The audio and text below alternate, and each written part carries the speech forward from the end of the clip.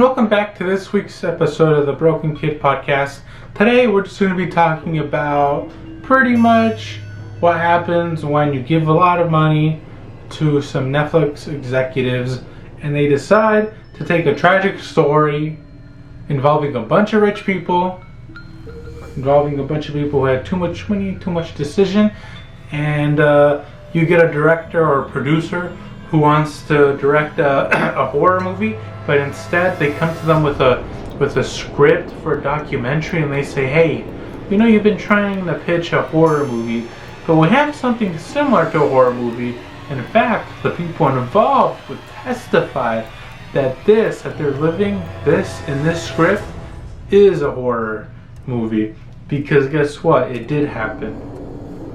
And what I'm talking about is Netflix's not latest documentary. Unfortunately, it did come out a year ago. Why I'm finding out about this now? Well, it turns out because the main guy that they're doing this on, the expose, the antagonist, turns out that a year later, now, fast forward to now, that apparently he's got sex trafficking allegations that are now being proven, which in the past there had been allegations. Now there's more proof coming out, and it ended in a raid.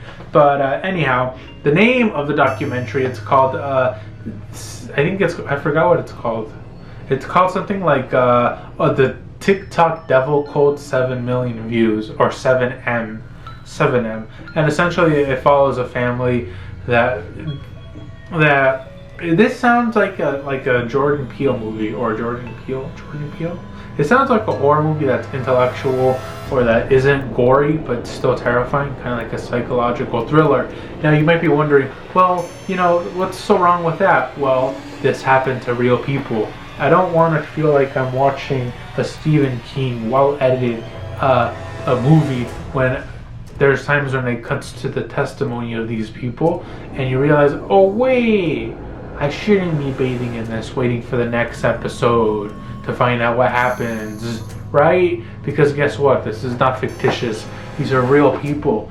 And that is why Netflix needs to be a little bit more considerate. They did it with that one. They did it with the Richard Ramirez one. They did it with one about hookers, where they had these amazing cinematic shots where it looked like it was either the opening or B-roll to a horror movie. And I thought, well, this is awesome.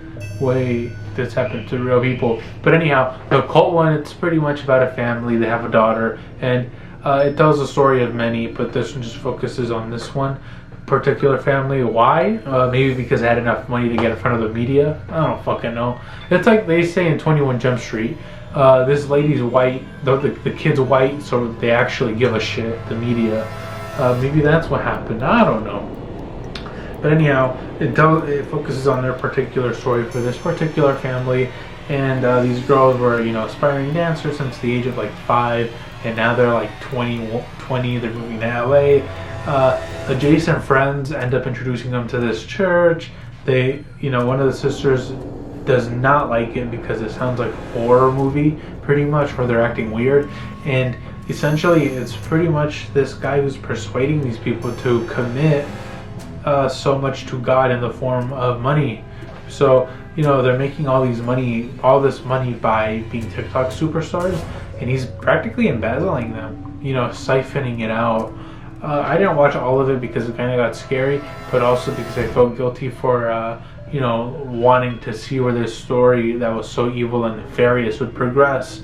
And because of that, now I'm not canceling my Netflix subscription, because let's face it, somebody is going to be doing you know what, just forget that. Somehow I was able to watch it, but it doesn't matter. But that being said,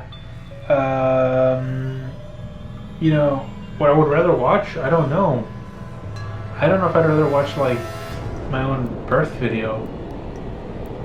But no more Netflix documentaries for me, especially ones that center around serial killers, Ted Bundy, John Wayne Gacy, none of that. I already saw the Eliza Lamb one, so I'm screwed on that.